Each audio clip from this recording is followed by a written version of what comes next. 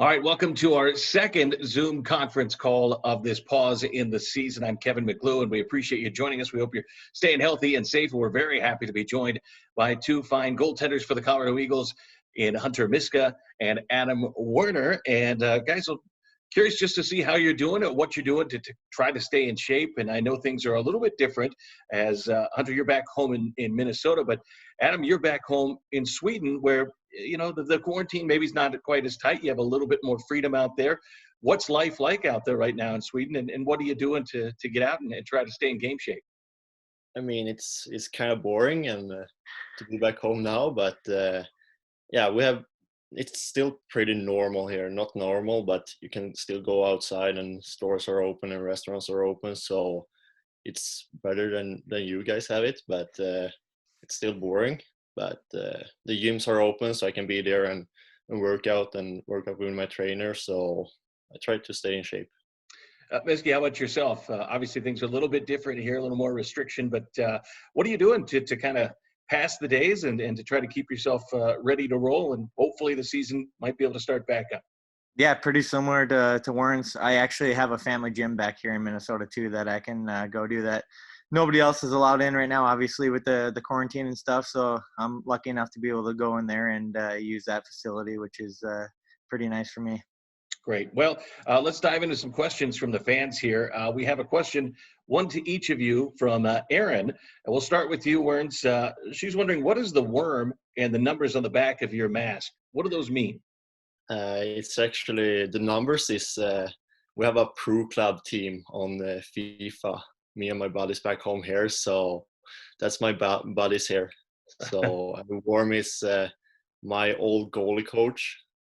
So worm in Swedish is Musk, and his nickname is Musken. So that's why I have him there. Awesome. And Miski, how about this? She also wanted to know, why'd you put Olaf and Sven from Frozen on the back of your mask? I don't know. I just wanted to add something in there, and I think the movie is pretty funny. And then Olaf's a pretty outgoing, fun guy, and I feel like I'm kind of similar to him, just kind of always laughing and smiling all the time. I feel like he's kind of like that. And then Sven's his best friend, so I had to throw him on there too. Well, and how about this? This, I think, great question from Kim. And Miski, I'll start with you. Who were your goaltending role models growing up? Mine would be Josh Harding. He's kind of similar to me with how we started. We both started at the age of 14, so freshman year of high school. So I kind of fell in love with that story that he started so late, and I wanted to kind of follow his footsteps and do the same thing. So I was fortunate enough that my dad actually painted his mask and stuff. So I got to hear his story firsthand, and I wanted to do what he did. So he was my biggest inspiration. Well, let me ask you this, just a little follow-up. Your dad is a very renowned painter of masks and has done a lot of masks for a lot of players in multiple leagues. Who are some of the guys that he's painted masks for, and how did that kind of impact you growing up, deciding to become a goaltender? Yeah, it's nice. He's painted guys like Eddie Belfour, Evgeny Nabokov, Mikko Kiprusoff, Harding, Backstrom. He did Jose Theodore, I think, for a couple of years. Scott Darling. There's a bunch more guys too that I don't have on top of my head though, but it's nice for me to be able to see those guys when they come over or talk to my dad over the phone, and I can kind of listen in on how their careers are going and how they started and whatnot. And it's just fun to listen to them do their design process as well. Yeah, pretty cool. Pretty cool to have a chance to learn about that growing up. And then, Werns, how about you? Some of your goaltending role models as you were growing up? It's of course Henrik Lundqvist. I mean, he was the biggest one when I started here. So, and he played for my favorite team here in Sweden when I grew up. So, yeah, it's for sure him. Yeah, not a bad one. And I think a great question here from Melanie for you, Adam. She had asked, what was it like and how exciting was it when you won that game and you were in that combined shutout, but obviously it was all but 30 seconds of you in net for the Avalanche against the Winnipeg Jets. I know that guys with the Eagles, we were all in the airport kind of huddled around a laptop watching that game. What was it like for you to experience that? I mean, it was a crazy day. It's start on the bench, get in so early and get a shutout and the first win and all stuff like that. So it was a big day, and yeah, a big dream. So it was a crazy day. Yeah, very cool. And a lot of Eagles fans very, very proud of you that day and throughout the season. And Miska, let me ask you this, and this one comes from at Shelby Stagner. She said, "What made you want to become a goalie instead of playing another position?" I wasn't having the funnest time playing forward, so I wanted to make the transition to goalie. Obviously, with my dad painting helmets and stuff, I always thought it was super cool to be in that position. But my mom always thought I was a better forward than I was a goalie. But hopefully, I proved her wrong on that one. But I think, like I said before about Josh Harding being my inspiration, so I think once I heard that kind of story, I wanted to make the move, and I stuck to my guns and went with it. Adam, how about yourself? What made you decide on becoming a goaltender? And what did your parents think when you told them you wanted to play that position? I mean, I don't know, but the pads, all the gears is pretty cool, and you want to be that guy in the net and play the whole game and stuff like that, and yeah, just be out there the whole time and that thing. So I think that's the biggest thing. And I don't know what my parents says, but pretty expensive in the start, but I mean, it's fun. They like it, so they like it now. Well, Adam, let me be the first one to throw it towards you here. This is from Kayla, and I'm going to ask both of you. I'll start with you, Adam. What's been your favorite thing about playing for the Colorado Eagles this year? I mean, every game is special, especially back home. We have packed house every single night, so every game is kind of special. So it's so fun to play at home. And Hunter, you had a unique opportunity in the fact that you came in and you played as a visiting team here with Tucson, and you had a chance during the offseason to sign with the Avalanche organization and play with the Eagles. What have you enjoyed about now playing on the home side for the Colorado Eagles this year? Yeah, it's obviously been really nice. Same with Adam. My favorite part is playing at home in front of our fans. We obviously have the best fans, and it's nice to come to the rink and know they're on our side every night, and they come to show up to work every day with being home ice advantage for us. And I think that's huge with the success that we have, and it's just it's a good feeling coming to the rink every day and knowing that they're going to be on our side. Hunter, a question here. This is from Guffy Chan, at Guffy Chan on Twitter. He said, "I've got a young goalie at home. What are some good off-ice things that you can do during a time like this?" Well, if they have like a big enough yard or like a nice street or parks nearby or trails, I enjoy going out for bike rides and stuff and get your legs going and get your blood pumping. I think that's something really simple to do, and it's also enjoyable too to get some fresh air. So I think that's something that I've been doing quite a bit. Adam, how about yourself? Some advice of maybe a young guy that's out there just getting started in the position to go out and try to tackle during a time when you're pretty restricted as to what you can do.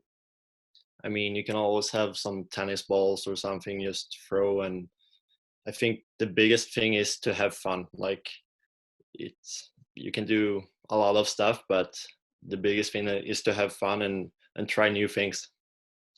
Hunter, question here, and this is from Phyllis. Do you think you'll go into the family business of mask making when you get done playing hockey? Is that something that you would like to do, that maybe you have a talent less similar to your dad?